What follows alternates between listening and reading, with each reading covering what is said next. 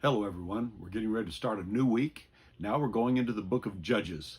And I must be truthful that I've only studied the book of Judges a couple of times, never taught through the entire book before.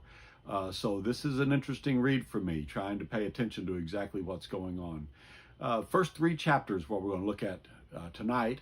And it's kind of interesting. It opens up with the death of Joshua, just like we ended Joshua with his last speech to the Israelites. And remember, we pointed out that he said over and over and over again, remember to follow the rules from the Lord your God. Remember to follow the rules from the Lord your God. He laid these things out. He's going to take care of you.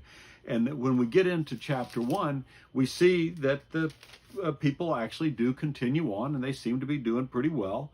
But towards the end of the chapter, there's 3 or 4 references to the fact that they didn't drive everyone out like they were told. They didn't drive everyone out. And that's going to set up the problems that they're going to have throughout the rest of their existence as a nation, the nation of Israel, because they didn't follow what God told them to do. We get to chapter 2, and in chapter 2, it points out that, after everybody died that knew Joshua, then they turned away. And you see a phrase that will be repeated multiple times. It said they did evil in the sight of the Lord. They did evil in the sight of the Lord. Similar phrase is going to happen when we get into the book of Kings, and we're going to find out that the king followed his ancestor Jeroboam and did evil in the sight of the Lord. Same idea coming along. Chapter 2 is interesting because it shows that when things would go well, then they would follow the Lord, and then they would fall away, and then the Lord would raise up a judge, and that judge would protect them or save them, and then they would fall away again.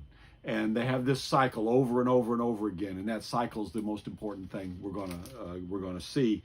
In chapter 3, we then get into some specifics, and the rest of the book is going to be dealing with some very specific judges and some things that occur. The first 3 are not too bad guys. They seem to be relatively good, and it's what's the name? Othniel, Ehud, and Shamgar, and they're chapter 3. And then tomorrow we're going to get into some longer ones, and we're going to deal with 3 very specific judges after that. So anyway, I hope you enjoy reading.